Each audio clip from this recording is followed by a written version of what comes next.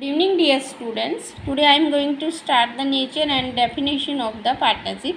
So, partnership is derived from the word part, means a relationship where each party will get his part for the business by providing labor, skill और capital. इसका मतलब है कि ऐसी relationship जहाँ में each party, प्रत्येक party है वो अपना पार्ट है वो प्राप्त करती है और करेगी और बिजनेस के लिए करेगी, क्या प्रोवाइड करके, लेबर, स्किल और कैपिटल प्रोवाइड करके. सो सेक्शन 4 में इसकी डेफिनेशन दी गई है किसकी, पार्टनरशिप की.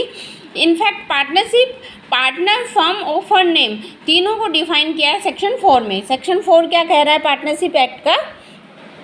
Section 4 of Indian partnership act 1932 define the partnership as follow. Partnership is the relation between the persons who have agreed to share the profit of a business carried on by all or any of them acting for all.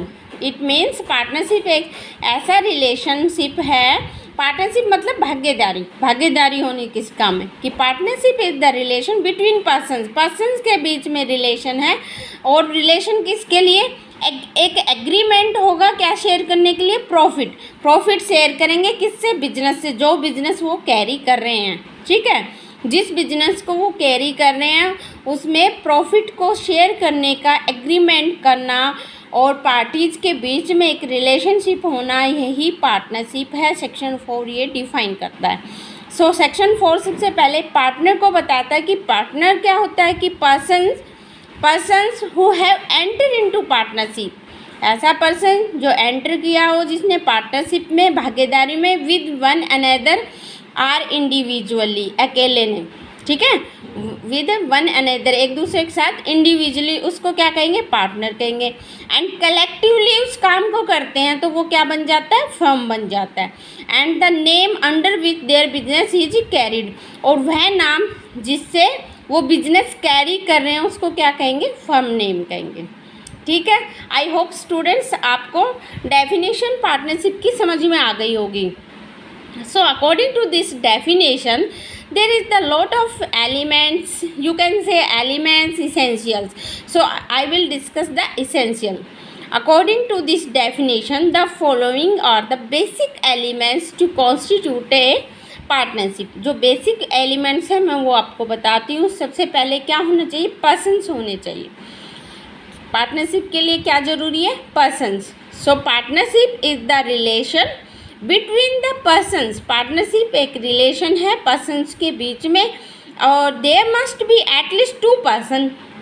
At least कम से कम कितने person होने चाहिए, 2 person जरूर होने चाहिए. That is natural और आर्टिफिशियल हु आर कम्पिटेंट, चाहे वो नेचुरल और artificial, who are competent to contract for the existence of partnership, कि कम्पिटेंट हो किसके एग्जिस्टेंस के लिए, पार्टनरशिप के लिए. अच्छा, अब आप पहले पढ़ चुके होंगे कहीं ना कहीं कि कम्पिटेंट क्या होता है. आपने कॉन्ट्रैक्ट एक्ट के सेक्शन नंबर 10 में जो कंडीशंस हैं उनमें पढ़ा होगा कम्पिटेंसी क्या होती है. कम्पिटेंट मतलब वो पर्सन क्वालिफाइड होना चाहिए, मेजर होना चाहिए.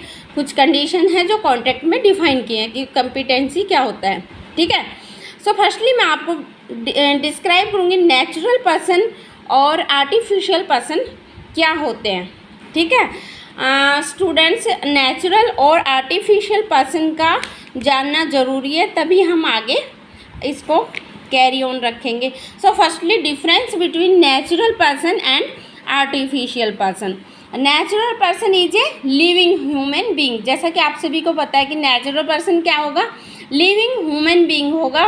वाइल जबकि N artificial person is a non human entity with legal status. Non human entity होगा लेकिन लीगल स्टेटस होगा उसका. कैसा स्टेटस होगा, legal. For example artificial person include corporation and partnership, दोनों को इंक्लूड करता है. अच्छा, अगर हम बात करें कि पर्सन्स को कहाँ डिफाइन किया है, so section 11 of IPC define the term person. Section 11 है आईपीसी का, इंडियन पैनल कोड 8060 डिफाइन करता है टर्म पर्सन को. और पर्सन में क्या इंक्लूड है, both natural and legal person, दोनों ही पर्सन को इंक्लूड किया. नेचुरल पर्सन कौन, human being who have natural personality and are capable of rights and duty. Then legal person also known as artificial juristic person. These include company, association और bodies of people that have legal existence, जिनका legal existence होता है, जैसे company हो गई, associations हो गए, ये सब क्या है, legal existence है इनका और ये legal person है. सो अगर हम बात करें कि पर्टिकुलरली आर्टिफिशियल पर्सन को कहाँ डिफाइन किया है, in law artificial person are describe कहाँ डिस्क्राइब है, in the content of company law के कंटेक्स्ट में दिया गया है इसको. इसकी डेफिनेशन है, an artificial person is a legal entity that is not a natural person but is recognized by law as having certain right, protection, privilege, responsibilities and liability. Company law define करता है artificial person को, जिसमें कहा कि artificial person है वो क्या है, is a legal entity that is not a natural person. जिसका लीगल एंटिटी होता है, नेचुरल पर्सन नहीं होता, but is recognize by law, लेकिन वो लॉ के द्वारा रिकॉग्नाइज होता है. हैविंग सर्टेन राइट्स, उसके पास राइट भी होती है, प्रोटेक्शन भी होती है, प्रिविलेज, रिस्पॉन्सिबिलिटी एंड लाइबिलिटी सब कुछ उसमें इंक्लूड होता है. So for example corporation, partnership, companies, associations, trust are also the example of artificial person. I hope आप सभी को समझ में आया होगा कि लीगल पर्सन क्या होता है और आर्टिफिशियल पर्सन क्या होता है. सो हमारा टॉपिक में फर्स्ट इसेंशियल क्या था, पर्सन्स. तो पर्सन्स को हमने कंप्लीट किया यहाँ पे, और इसमें दो केसेस हैं, Mahavir cold storage versus CIT AIN 1991, Supreme Court 1335-1, and second is Dulichand versus commerce of income tax AIR 1956, Supreme Court 354. So dear student, first element is complete and my second topic in next video में आप देखना. Thank you so much.